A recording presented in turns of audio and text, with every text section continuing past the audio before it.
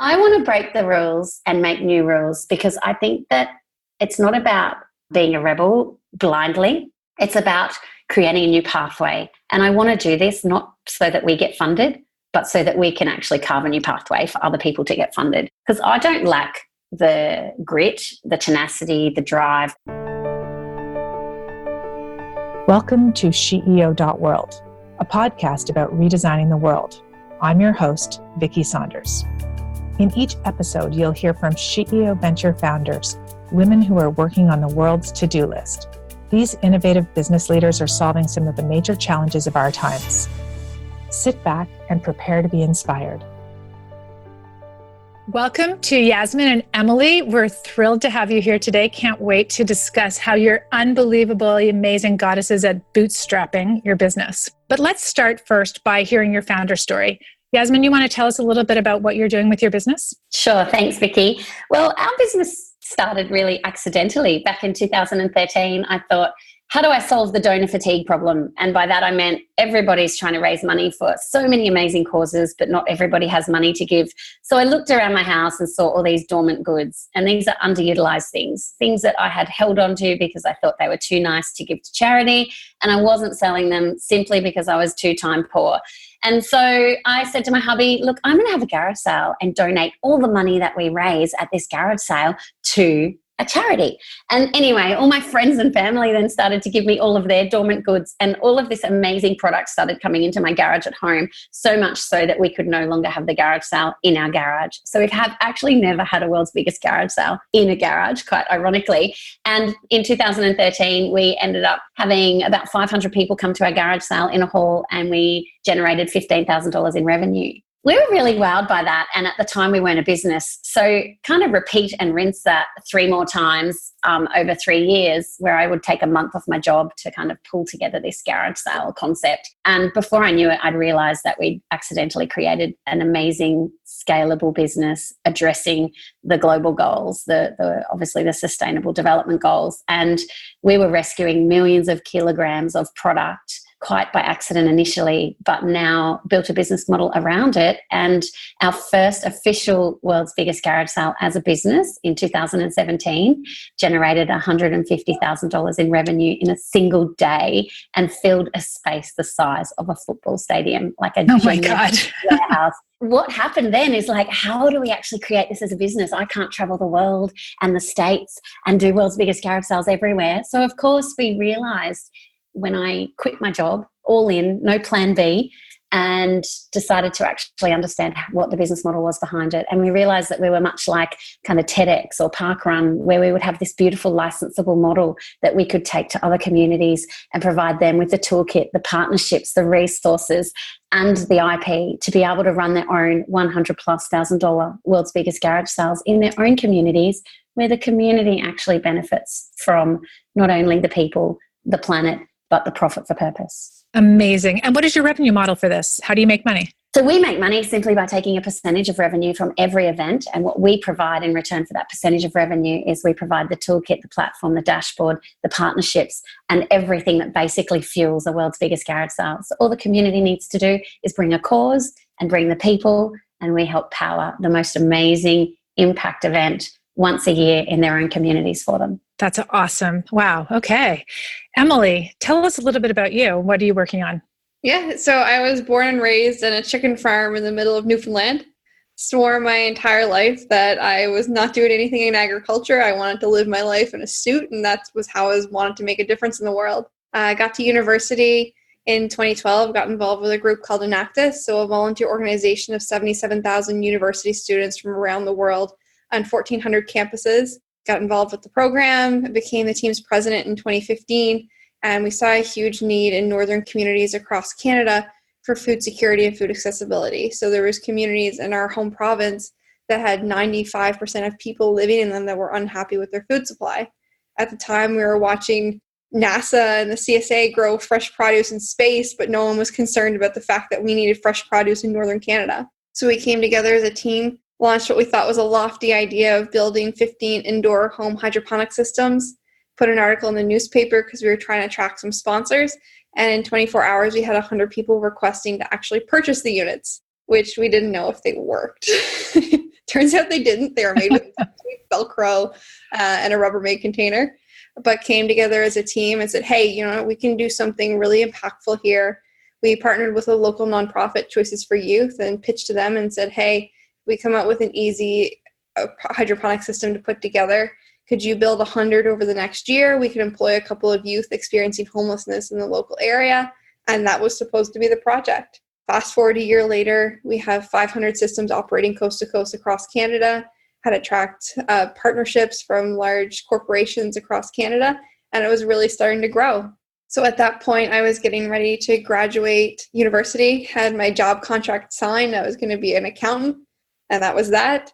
And something didn't sit right in my gut. I had spent 2 years working with a team to build something that I was incredibly passionate about, that we were making a difference in the world. And I didn't want to be an accountant anymore. So before I started my big girl job, I called up my manager and said, hey, I quit. Pitched to the team and said, hey, can I see what we can do with SucSeed? Can we try and transition this into a sustainable social enterprise? And that's what we did. So it's about 1.5 years later. We hit $500,000 in revenue, which was a huge milestone. We have sales in every province and territory. We're working with 380 classrooms across Canada to grow fresh produce and teach agriculture and healthy eating at an elementary school level. And things are growing. Well, that's really exciting. So we've got Australia and Canada on the phone. Couldn't be farther apart, really, as two of our SheEO Ventures. And yet there's probably lots in common with the local environments that you're in. And certainly as female entrepreneurs, one of the things that we hear all the time is it's super tough to get funded. It's hard to find resources. And way back in the day, people actually went out and got revenue to start their business instead of raising money first. So, Yas, let's go to you first. A lot of people these days are just talking about raising money. A lot of founder conversations I hear start with how much you raised lately versus actual revenue and what you're doing with your business. Can you tell me a little bit about how you thought about growing this business? And did you think about raising money, or did you think about a strong revenue stream? Yeah, that's a really good question. I guess for the first 3 years before we were a business and we were a hobby, once a year hobby, we didn't even think about revenue, I guess. We just felt like, how do we raise as much money as we possibly can for a local community cause? The way we had to do that, because every dollar that we didn't spend on building these events would be donated to charity. And we wanted to truly maximize the impact we were having. So really what we did was we were powered and built on strong partnerships from people in the community, businesses in the community. And so quite organically, we would strategically partner with people that we felt we could bring as much value to as we would, extract value from them. So it wasn't really until we created the business in 2017 that I realized the significant value that these partnerships brought to our organization, and that we were really almost crowd partner funded in a way. Like, no money ever exchanged hands. We generated hundreds of thousands of dollars of our own revenue and gave it all away. It's not a really bad business model, by the way. Don't do that if you want to have a sustainable business. But what we knew is when we did create the business is that we could bootstrap with minimal investment. Really, the biggest investment was time, and the biggest investment was partnerships. And the value of our partnerships is truly in millions of dollars. It's actually priceless. I can't honestly put a value on it, and it's a difficult conversation to have with our accountants when you talk about big businesses like Cisco and Global Payments, who effectively put the power behind your business, yet no financial contribution exchanges hands, but the value is so much more significant than any amount of money. So at a point in time, we are looking at a seed round now because we want to scale fast. We want to go much faster than our revenue that we've generated ourselves can enable us to go fast. And the reason for that is, I always say to people, I'm not really here to build a McMansion on the local hill in my local community. I just want to live small but impact big. It's about how do we at scale and at speed draw in the value of our partnerships, which is immeasurable, combine that with a seed round, which we'll plan to do in the next 4 weeks or so to open a raising round. But ultimately, it's so that we can multiply our impact, not just in our own nation, but globally as well. So we would not be here if it wasn't for at least, dozens of business partnerships who took a punt on us and said, you know what, we really love what you're doing and we want to get involved. How can we help? And did you bump into them through your business, or did you step back and strategically think we need to build a platform, we need a payment system? Like, how did that actually happen? It's quite interesting. So the way it happened originally is we had a need. And so, for instance, our garage filled up so much that we could no longer have our garage sale in our garage. And short of calling every person I knew with a ute or a truck to load up this stuff and move it to a hall, I thought efficiency. And so I'm like a hacker of time. What is the fastest way to get there? That's the most ethical and impactful way, so that people don't have to spend time, because time is a resource we can't replace or generate or regenerate. So I thought, well, we need a truck.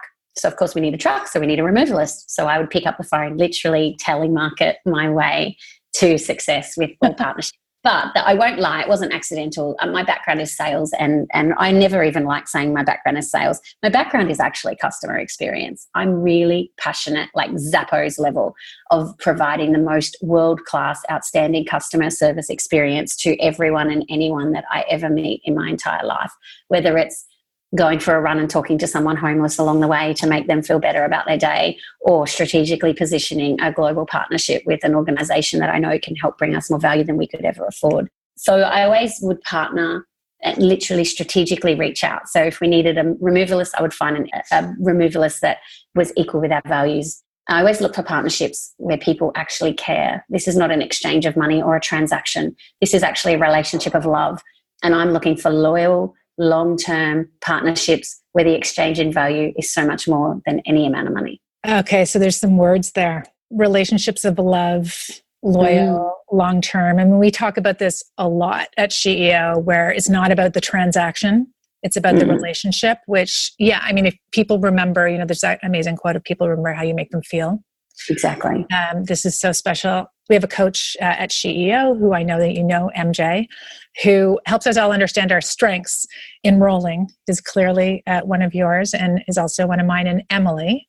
Let's go to you for a sec, because this is something that I think you might resonate a little bit with what Yas has said here in terms of how you're out there building partnerships in the community. Can you talk a little bit about how you're doing that too? Yeah, so we've done it on a couple of levels, just initially from our production side. So when we were a student volunteer organization, we didn't have the capacity, the capital, the resources at all to be able to go to a large organization or a group of engineers and say, hey, can you build these units for us? So for me, a big piece has always been looking at what we do have and what we can offer.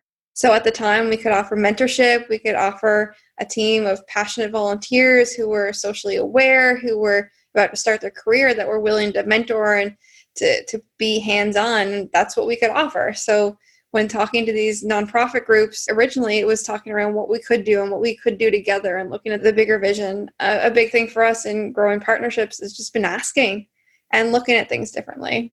So instead of going asking, we're at a point now where we're looking to export to the States. We have schools interested under the border. So instead of being able to pay some of these multi-million-dollar organizations fees to be able to help us get our goods across the border, we looked at it in a partnership way. So could you do a discount with us? So we'll donate so many units in your name to different schools and areas where you have clients or you have customers, and do a kind of a trade-off versus writing checks all the time.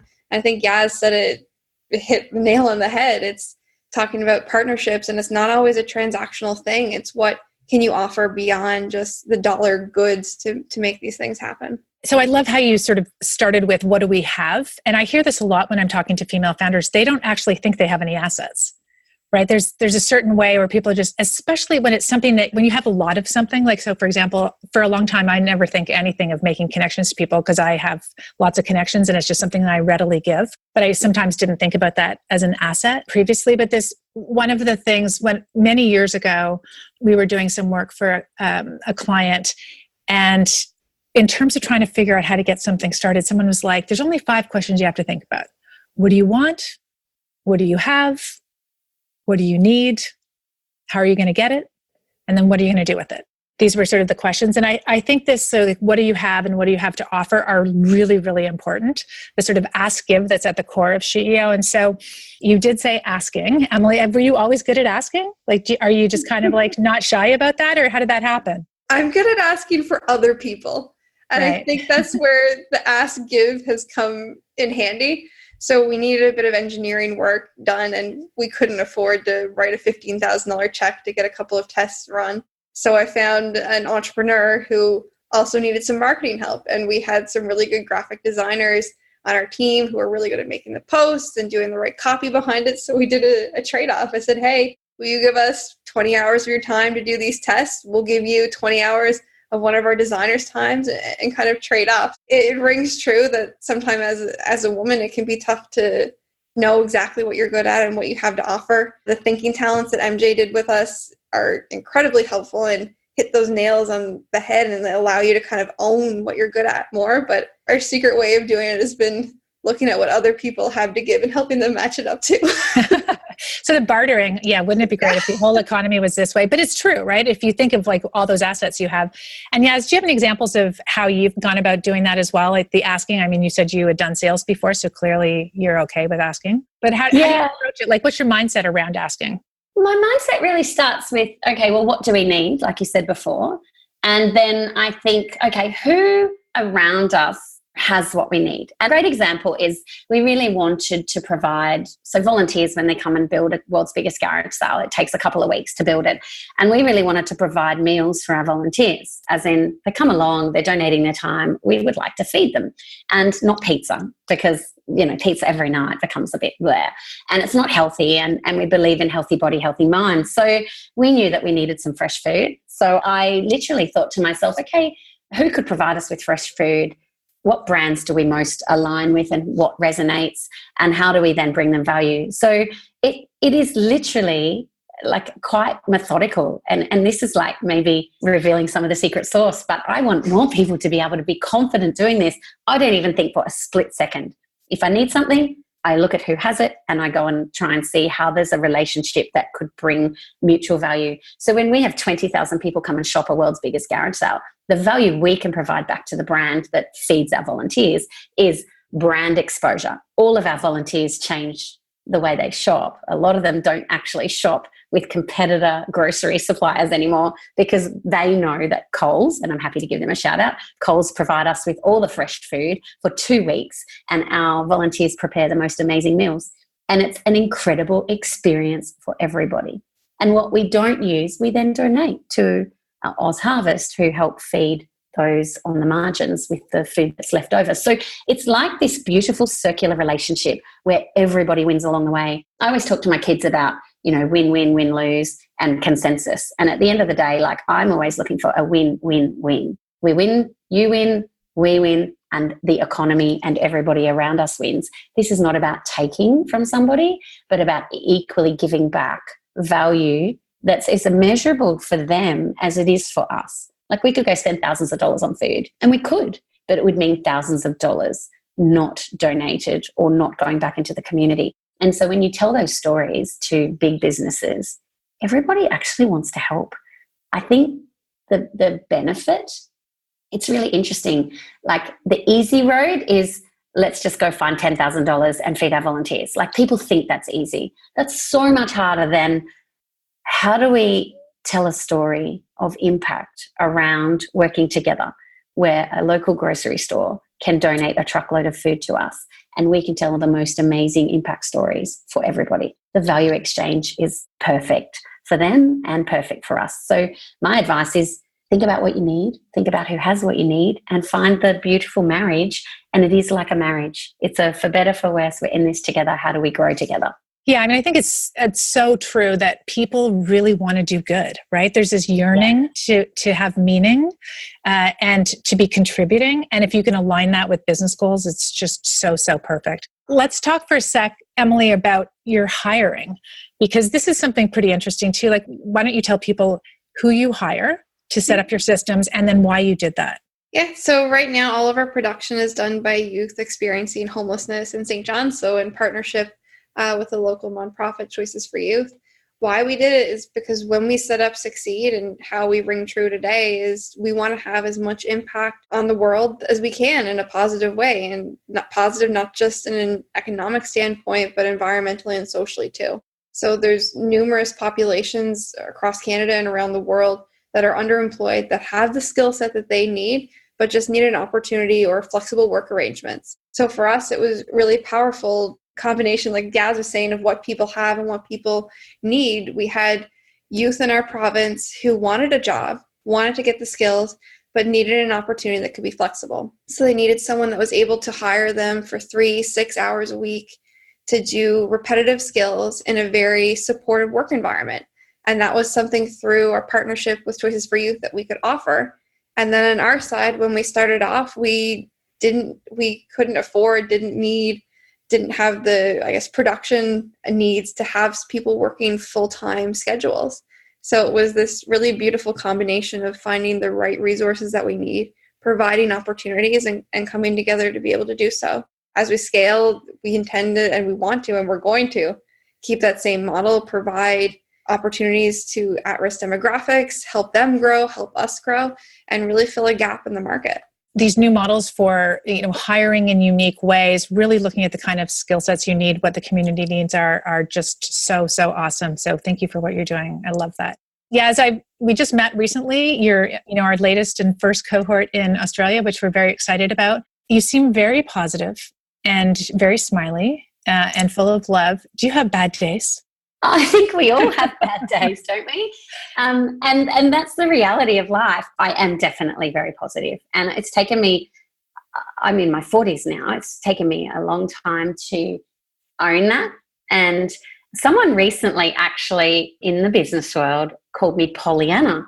And I was like, who is Pollyanna? And I Googled Pollyanna, and she's like this super positive person. And I thought, oh my goodness, what an amazing compliment that is, to be called positive and to think that I project such positivity. And my kids always call me Poppy from the Trolls movie, who's also really super positive. And I just feel like if you fuel your mind with positive energy, then even in the darkest moments, then you can still see the light. And I feel like I always just try and put positive first. I lost my mum in October last year, and it was a really difficult time because we weren't expecting to lose my mum. And then 2 days later, my husband's father passed away. And so it was really very difficult. It was actually just 6 months this week. During that time, I absolutely could have just fallen to the ground. It was in the middle of a campaign. We were just about to run the world's biggest garage sale. I could have easily cancelled the event, and I know everybody would have understood. And I think I get the positive processing of my brain from the fact that Mum always said, she wanted us to have what she called a better life. And she had an amazing life, but she was always quite positive around us having a better life than her. Like, she was 21 with 3 girls under 3, and my dad was terribly abusive and thankfully left the scene. But I think I get so much positivity from the fact that at 21 years old with 3 daughters under 3, someone in the 70s can find the strength in themselves to remove themselves from a situation that could have actually changed the trajectory, not of just her life, but of ours. And so because these, dark moments happen, instead of actually staying in those dark moments and lingering and getting stuck there and it's spiraling out of control, I guess I just always see this tiny little ray or speckle of light.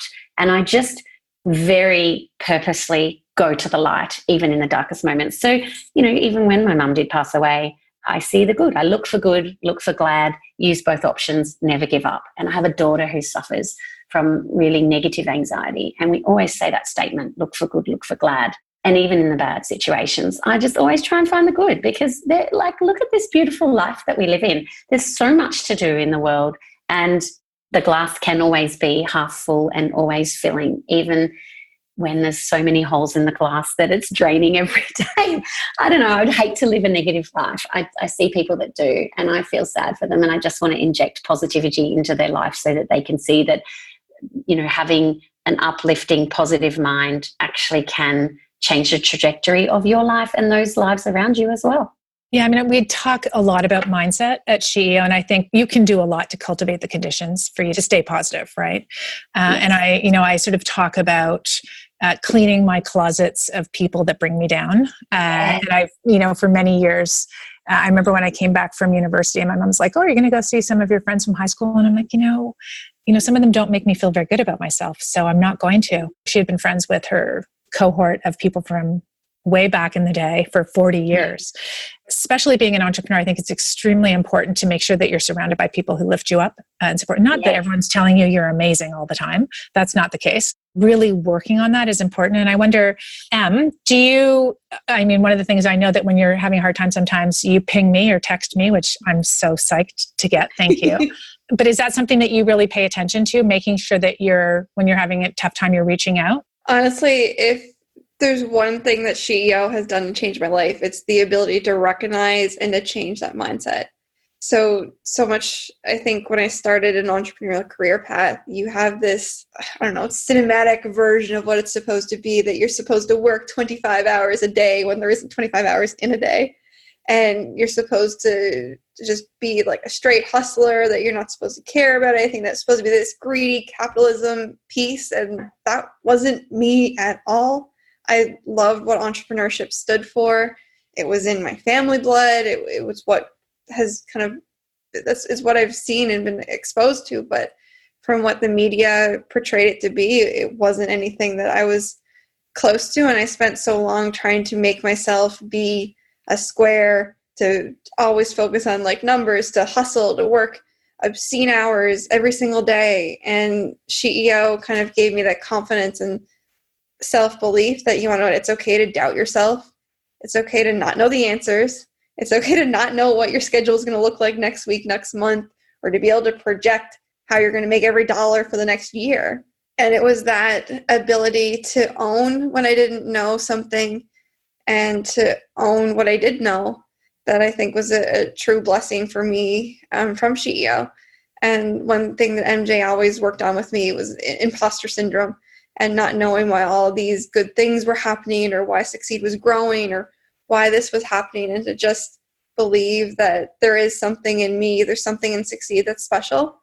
And to think about that in those dark days, think about all of the people that we've been able to help, the difference that we've made across Canada, and what we're going to do, and how we're going to build this to be not just across Canada, but around the world. And it's that ability to, I think, understand what's happening in your mind and how you can change it or look at things from a different lens. It's really interesting, because I had a call with someone today too, and she was talking about how hard it was to create a deck. And some consultant had come to them and told them, this is how you do it. And she said, it just doesn't feel like me. And I'm like, then please don't do it. It's hard enough to sell something when you totally believe in it. But if you're trying to fit yourself in a box, I really think we're at this moment where it's all made up. And if it's not working for you, find another way. And so, Yas, I'm sure that I love that so much. Yeah, you can pretty much relate to this. But have you been told there's a way to do things and tried to fit into that, and then realized, oh my God, that's crazy town? Or I know you have a few stories in this space. Yeah, I have actually. Let me give you a little bit of context. I am so obedient. When I was at school, I was front of the class. I didn't like to really do the wrong thing. I don't like to jaywalk, and I don't like to break the law, right?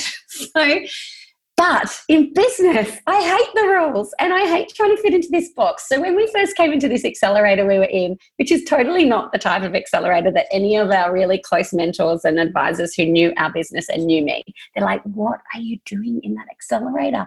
All they care about is making money. They don't even think about impact. I'm like, and I'm going to change their minds.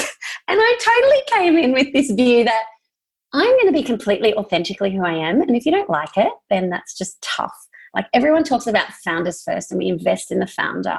And I know those words roll off the tongue of so many VCs.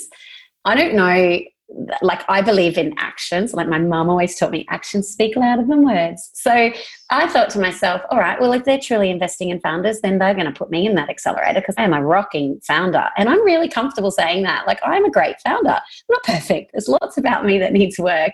And MJ is going to obviously help, polish the edges that need some work and help evolve and continue to develop me. But if I had any amount of money, I would invest in someone like me, right? We stayed true to ourselves. We ensured that our constitution stayed as an impact constitution. And even now, as we start to embark on our seed round, I'm just going to let you know early on here, and I'm putting it out there, I am not going to pick up the phone and try to pitch and sell myself individually to tens, dozens, scores, or hundreds of people that are traditional investors in this space. I want to do it completely differently. So we're actually going to have our own pitch event where we invite our partners, our advisors, our mentors, and any investors who actually truly do want to put their actions in front of the words, who want to invest in great founders and great teams. And we're going to run our own pitch event where they come in and they don't just see me sitting in front of them pitching. I already know strategically what 4-5% of female ventures get funded.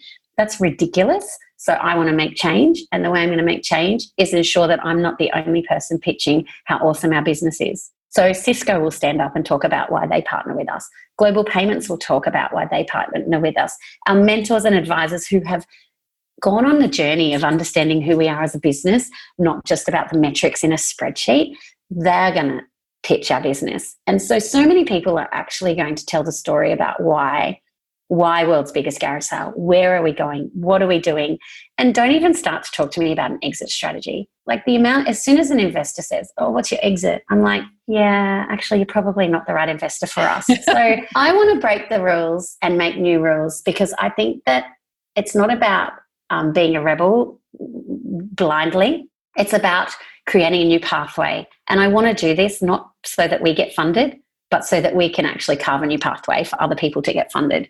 Because I don't lack the grit, the tenacity, the drive, and all of those ingredients that can push you through hurdles that seem impossible for a lot of people. And so because I have that strength in me, I want to ensure that that strength is not used to just benefit my own business. But that's such a small speck about what I care about. I want to benefit multiple businesses, multiple people, and create this new way of doing things. So any investors that don't turn up to that event, they're not the right investors for us anyway. We just want people that want to invest in heart. And I love that heart there, Emily. I saw you in heart. I always say to people, we want investors who want to invest heart and soul into our business, not just money.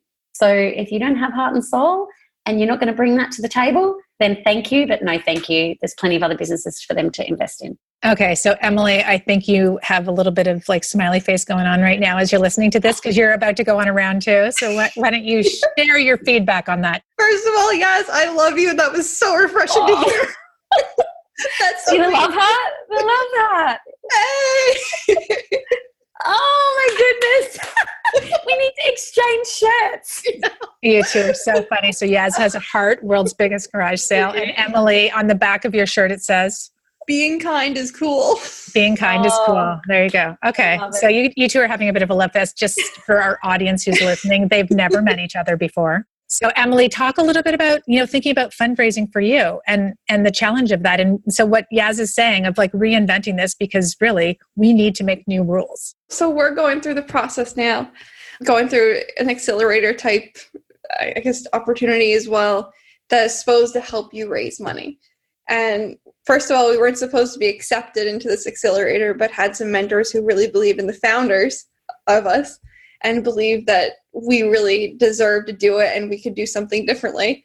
So pushed to get us in. And we walked in day one and we were supposed to do kind of a presentation with numbers.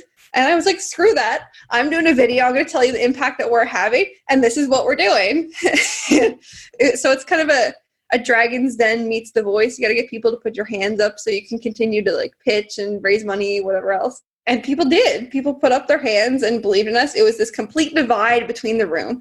People were arguing back and forth and have been for the past 6 months that we've been going there over, is this an investable business? Are we actually going to grow? Are we a nonprofit? Are we a for-profit? Trying to put all of these labels on things when, why do we need to label things? Nothing's black and white? People try and make everything black and white when there's this huge gray area. There's all these other opportunities and people just don't see them.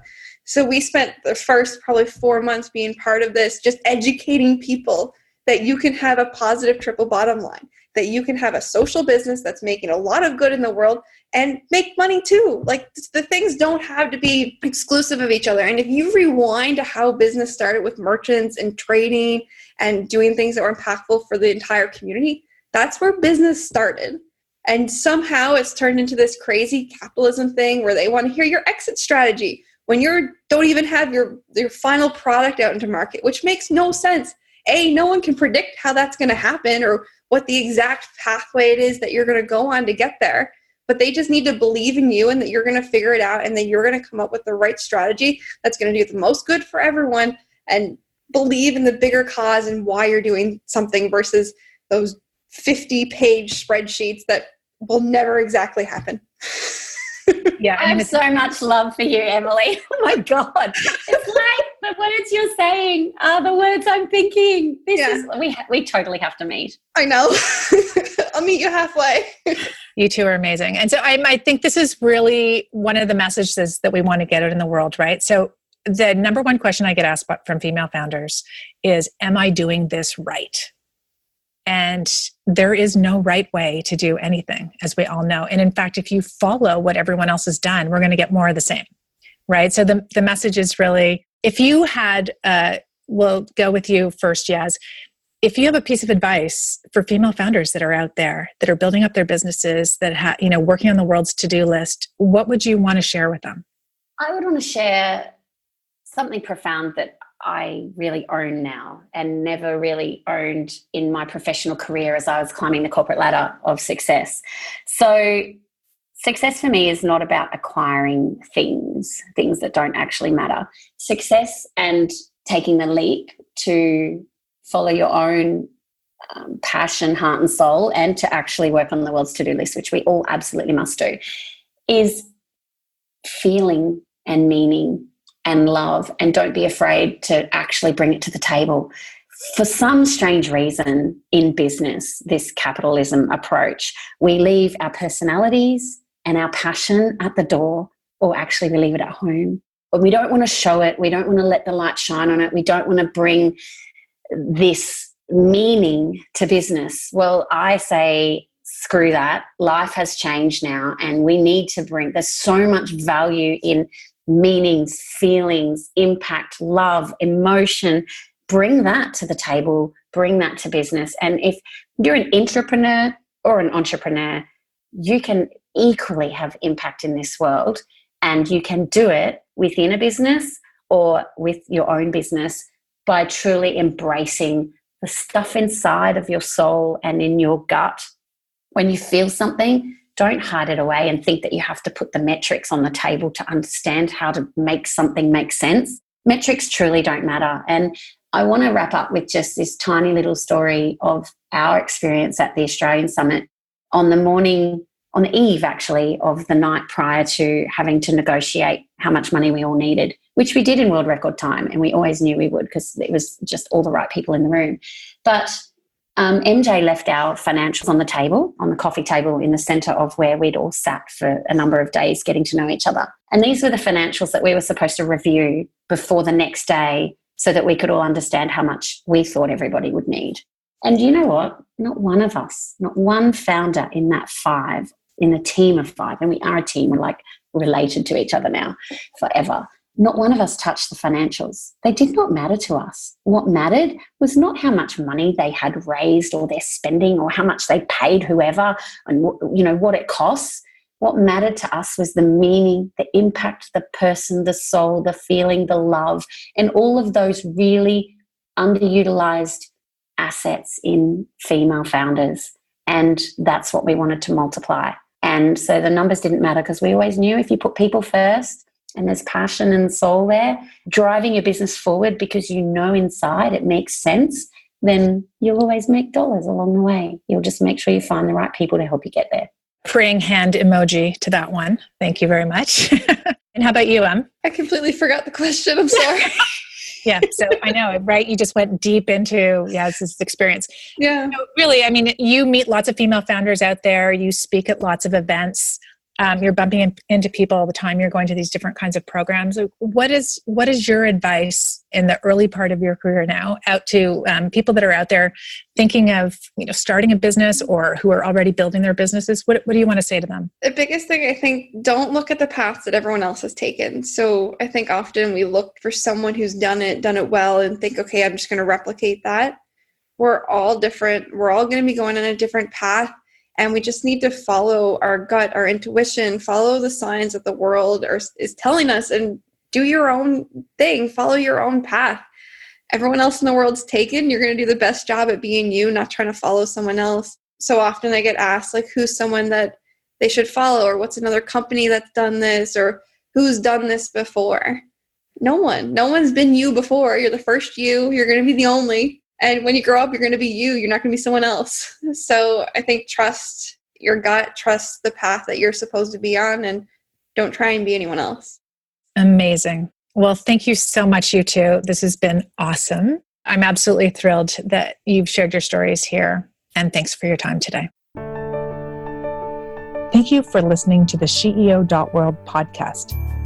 If this conversation resonated with you, please share it with a friend and subscribe on your favorite podcast player. If you'd like more information about SheEO, please visit us at SheEO.World. That's SheEO.World.